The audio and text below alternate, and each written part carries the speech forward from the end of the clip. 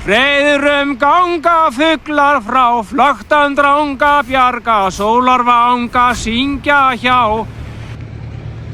So, I'm finding myself in Reykjavik, Iceland. It's a very long stopover that I happened to accidentally book, but I think it's going to work out to be able to see a little bit of this crazy city. As you can see across the street from my hotel, they're working on some giant ships, a real working wharfside. It's the morning now, and I'm seeking out some kind of breakfast, brunch sort of deal. Iceland has become a very popular tourist destination for a lot of people I know. This strange, remote island halfway across the Atlantic Ocean between New York and London revels in its remoteness, the wildness of its environment embodying the extremes of life on Earth. This beautiful view from the top of the mountain.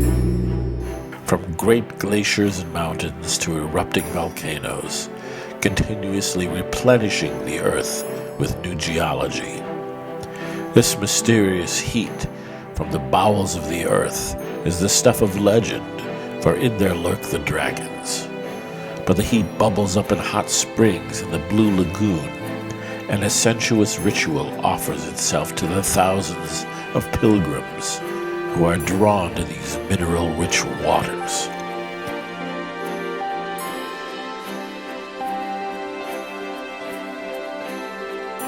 The Northern Lights are another phenomenon that adds to the seduction of the North. They are caused by the interaction between the Earth's magnetic field and charged particles from the Sun's atmosphere that enter the Earth's atmosphere. Black sandy beaches and Icelandic horses, developed from ponies brought to Iceland by Norse settlers in the 9th and 10th centuries. The breed is mentioned in various documents from throughout Icelandic history.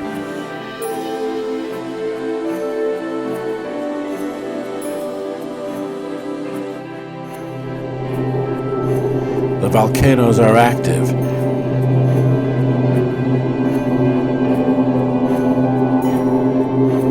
and the unique landscape is always changing. Waterfalls cut through the crags, and lupine spreads through the fields in springtime, brought from Alaska to help improve the volcanic soil.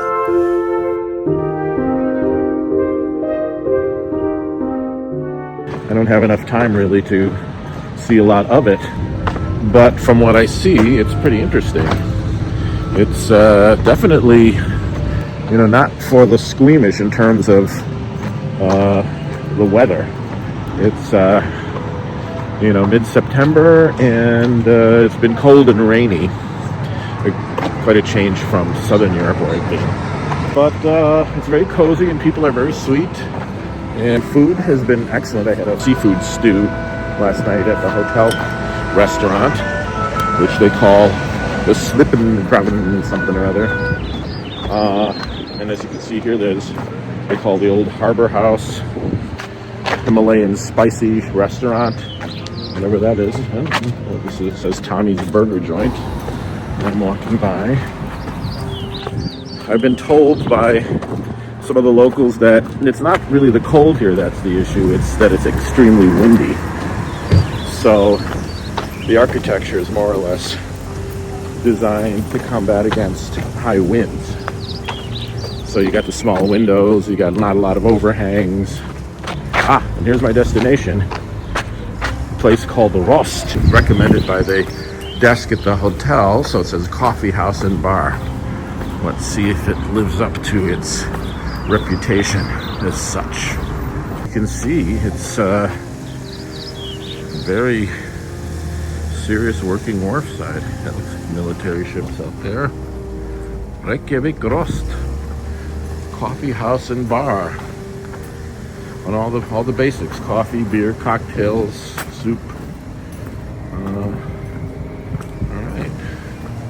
Every day 8 to 18. Let's have a look.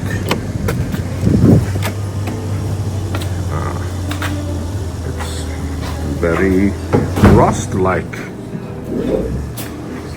So find a seat. This is a place with an odd mix of traditions, a remote island, a Viking stop-off, harsh conditions, which put a special emphasis on coziness and warmth. For the long, sunless winter nights, and from the darkness emerged the Huldufolk, the elf-like hidden beings said to come from a parallel reality. The Huldufolk served me up their traditional Icelandic pancake, a crepe-like staple filled with whipped cream and rhubarb jam, and dusted with powdery sugar, a very welcome treat. While this stark environment is home to a tiny population of humans, the ocean around the island is rich with sea life, and one can count on seeing whales throughout most of the year. Whale watchers come for tours and rafts to observe the great creatures as they breach these northern seas that inspire the Icelandic traditional song, the Remur, which was the tradition of the seafaring Icelanders. I used to walk to school, which was about half an hour walk, and I would sing. I had no idea that anybody would ever hear it. It was more just my method of interacting with the environment, especially spatially. You know, you'd walk down a hill and you sing the verse, and then on the top of a hill was the chorus, you know. And Iceland is amazing for spatialness, if there is such a word, because it's so stark. There's very few people there and very few plants and very few animals.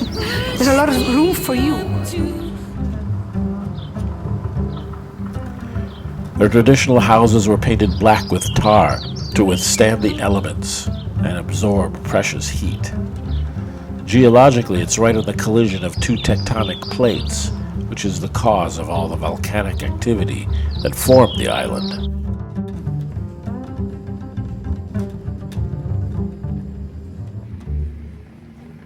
Icelanders love to gather around a fire and share stories, but this particular fellow was rapt with attention to my colorful yarns about my travels.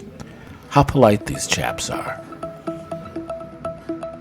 Iceland severed its relationship with Denmark after it had been taken over by Germany in World War II, and it became an independent country allied with the Allies. Iceland was one of the first countries to join NATO, even though it's avoided most of the European wars. But the American influence is felt everywhere, not least here at Tommi's Burger Joint. It's a little treasure hoard of American pop culture memorabilia and short-order deliciousness, presenting the no-nonsense Icelandic take on the American roadside diner.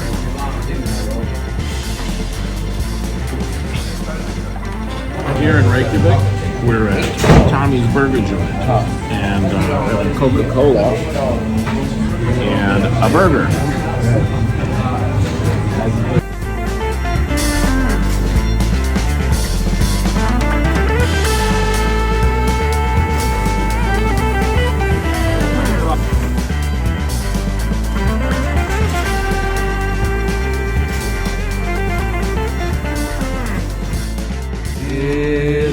Litla lækin minn sem líður fram hjá bænum. Nú ekkert eins og fyrr, öllu sé ég muninn. Löngu týndir leggirnir og litli bærinn hruninn. Þegar ég uppgefinn og eitið kröftum mínum.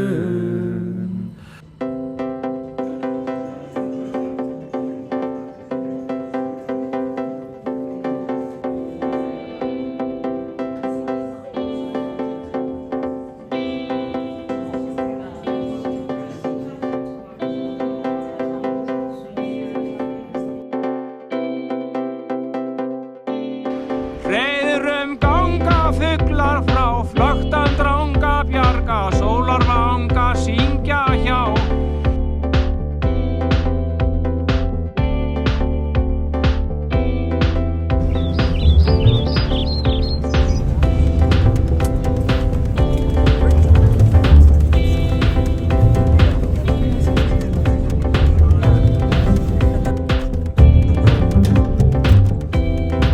Here's a poem in Old Norse as recited by Professor Jackson Crawford. Sykki mer Reykjavik þun ís unga gunni sem flói brátt har fljóti, flói með að tveggja auga. En þó ser og sorg, saums í hvenna flaumi sem skraut búin skriði, skeið við gildum reiða. It seems to me, when I watch that girl young as thin ice on the sea, that it's like I'm watching a fast ship that glides between two islands. When one watches that girl among the waves of women, it's easy to imagine a shapely, shining ship with golden gear. Beauty of simplicity. As much as I like very complex things, I like very simple things too. And for me, you have to have both. So Reykjavik is an interesting little surprise. You know, you can rent a car and go to all the various sites, volcanoes and hot springs and things like that. There's a few museums, a bunch of Viking stuff. There's a whale museum. There's even a penis museum. Oh my God. Take a look. The Phallological Museum was founded in 1997 by retired teacher Sigurður Hjartarson and now run by his son, Hjörtur Gísli Sigurðsson. The museum grew out of an interest in penises that began during Sigurður's childhood when he was given a cattle whip made from a bull's penis. He obtained the organs of animals with specimens ranging from the 170 centimeter front tip of a blue whale's penis to the 2 millimeter baculum of a hamster, which can only be seen with a magnifying glass. The museum even claims that its collection includes the penises of elves and trolls. Apparently some of those little dudes are packing. Yeah, so in an hour or so, I'm heading back to the airport, back across the sea to the U.S. Don't forget to like and subscribe and click the little bell to get on our list and be informed about where we're going to go next. I'd like to hear in the comments where you think we should go next on Peter's Grand Tour. Take it easy.